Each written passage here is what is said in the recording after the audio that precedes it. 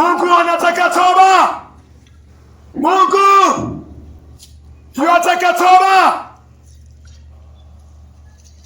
Matendo ya Mitume. Matendo ya Mitume 3. Matendo ya Mitume 3:19. Tubuni. Tubuni. Basi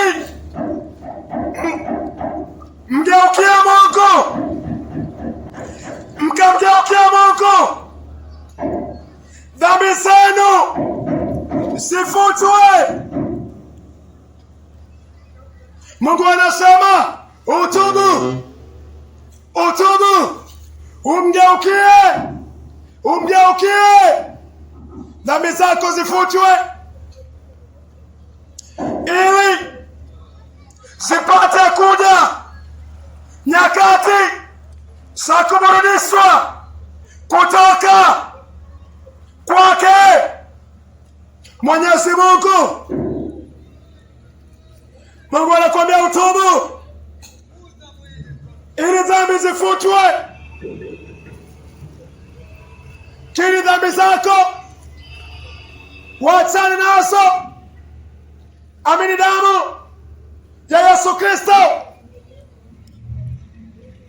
Iamini.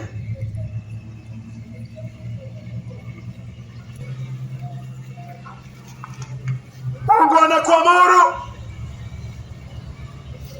Mungu anatuamuru kutubu kwa Matendo ya Mitume 3:19. Mungu anasema utubu. Haibadiliki.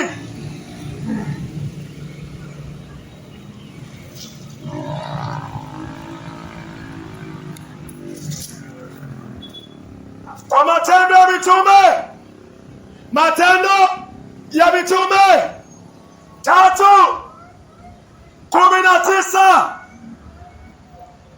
Tubuni basi. Tubuni.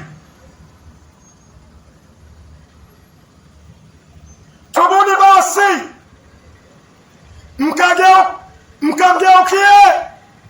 Mkamgeukie Mungu. Dhambi zenu zifutwe. Dhambi itafutwa. Dhambi zinafutwa